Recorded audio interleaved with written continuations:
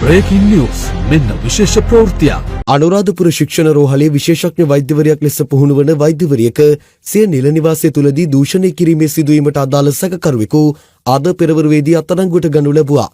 ඒ අනුව අත්අඩංගුවටගත් සැකකරුගෙන් කළ ප්‍රශ්න කිරීම්වලදී තවත් තොරතුරු රැසක් අනාවරණය වී ඇති බවයි වාර්තා වන්නේ. පොලිසිය සඳහන් කළේ කිරිබණ්ඩලාගේ නිලන්ත මදුරංග රත්නායක නම් මෙම සැකකරු ගල්නෑව නවනගරේ ප්‍රදේශයේ පදිංචිකරුවෙකු බවයි.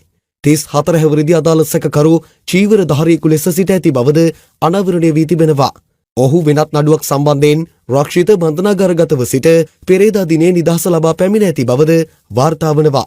අදාළ සැකකරු යුද හමුදා සේවයෙන් පලා ගොස් සිටි අයෙකු බව වාර්තා වනවා. සැකකරුව ගල්නෑව විශේෂ පොලිස් කණ්ඩායමක් විසින් අත්අඩංගුවට ගෙන තිබුණා.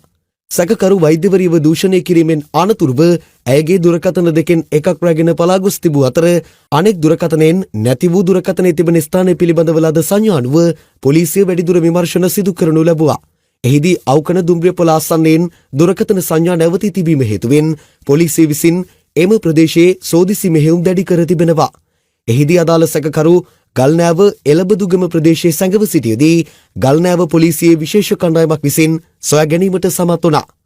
අනුරාධපුර ශික්ෂණ රෝහලේ විශේෂඥ වෛද්‍යවරියක් ලෙස පුහුණු වන 32 හැවිරිදි වෛද්‍යවරියක් පසුගිය 10 වනදා රාත්‍රියේ සුපුරුදු පරිදි පොරොත්තු රාජකාරී සඳහා එම රෝහලේ සේවයට වාර්තා කර තිබුණා. සිය පොරොත්තු රාජකාරී අවසන් කළ අදාළ වෛද්‍යවරිය රාත්‍රී 7ට පමණ රෝහලේ සිට ඊට ඉදිරිපසින් පිහිටි විශේෂඥ වෛද්‍ය නිලධාරීන් පමණක් පදිංචි වී සිටින නිල නිවාසය දක්වා ගමන් කර තිබෙනවා.